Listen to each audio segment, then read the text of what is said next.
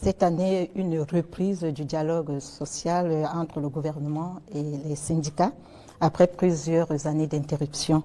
Quel message donc renvoie votre gouvernement avec ses partenaires sociaux quand on sait que la situation était tendue entre le gouvernement et les syndicats? Comme c'était tendu entre le gouvernement et les journalistes. Il faut que chacun comprenne qu'il faut se battre pour sa patrie.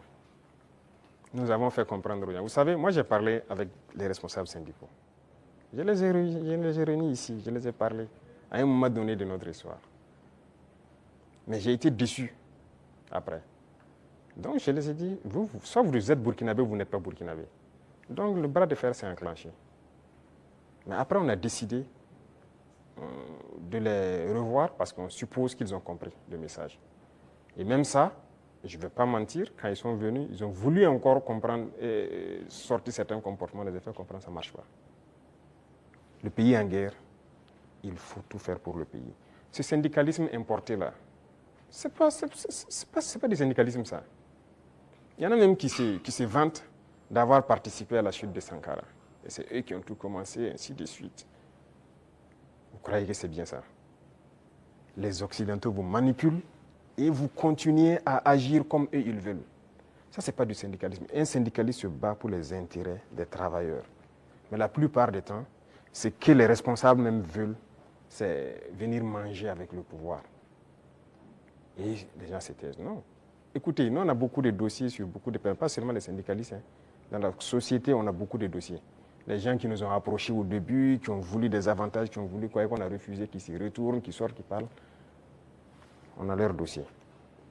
Donc, syndicalisme sain, il y a beaucoup d'actes que l'on a posés.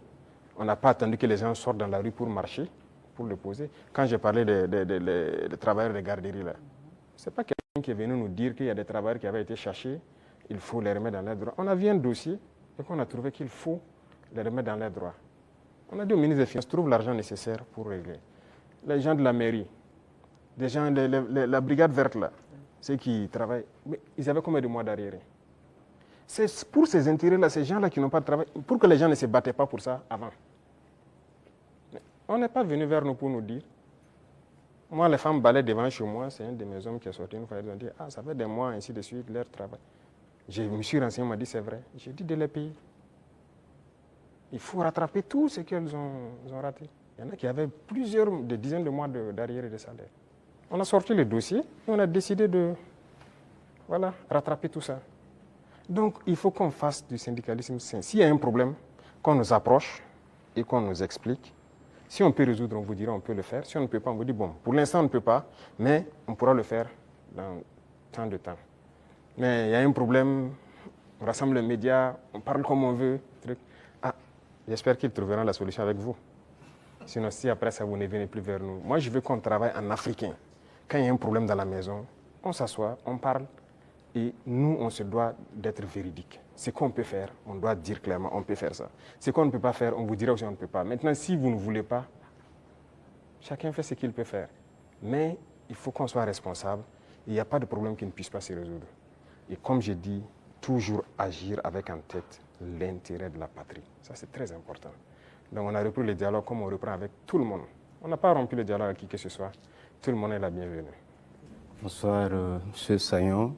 Monsieur le Président, malgré la crise sécuritaire et la conjoncture internationale, l'économie burkinabé se porte bien, avec 1,5 de progrès sur le taux de croissance économique en 2024. On sait que l'amélioration de la situation sécuritaire y est pour beaucoup, mais aussi l'agriculture et le secteur des services. Qu'est-ce qui est fait par le gouvernement dans l'immédiat pour permettre à l'économie nationale de continuer sur cette lancée? D'accord, merci. Je vois que ce sont des chiffres macroéconomiques.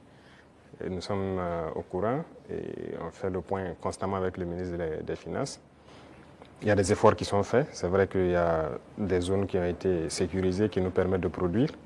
Et donc la production agricole a beaucoup grimpé, ce qui permet une transformation au niveau des petites unités que nous avons, mais aussi de l'exportation pour les excédents de certains produits. Donc ça contribue beaucoup à la balance commerciale. Il y a aussi la question même de l'exploitation minière.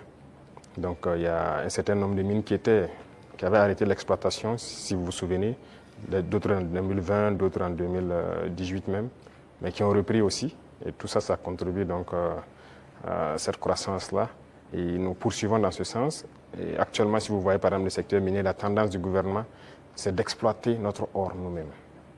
Donc il y a des mines qu'on vient de reprendre le contrôle, et on continuera à reprendre le contrôle petit à petit, ou à co-exploiter avec les sociétés qui sont déjà là. Parce que la règle, c'était quoi? Quelqu'un vient, il prend le permis, il l'exploite, 10% au gouvernement et le reste, c'est pour lui. Et d'ailleurs, 10%, on n'a pas de contrôle. Donc tout ça, actuellement, on est en train de reprendre le contrôle vraiment pour s'assurer qu'est-ce qu'il sort de notre sous-sol et prendre aussi une part importante. Donc tout ça contribue donc à la croissance économique, vu aussi les initiatives qu'on a lancées dans le domaine agricole. Beaucoup d'autres spéculations ont été donc financées et ça permet en tout cas une bonne croissance. Mais pour moi, le plus important, c'est quand souvent le ministre des Finances apporte les chiffres, je dis bon, c'est très bien, mais j'envoie quelqu'un, va au marché, tu vois, ce qu'on appelle Anampa Moré. Ça coûte combien une boîte de maïs, ça coûte combien une boîte de mil. Et va aussi dans tel, je prends les informations. Si le coût a baissé, on sait qu'il y a un impact sur la population. C'est ça qui est le plus important. Donc ce travail, on le fait constamment et les services de renseignement même sont mis à contribution pour qu'on ne dise pas un chiffre macroéconomique qui a une croissance de 1,5, mais qu'il n'y ait pas d'impact au niveau donc, des couches vulnérables surtout. Donc on continuera cette progression.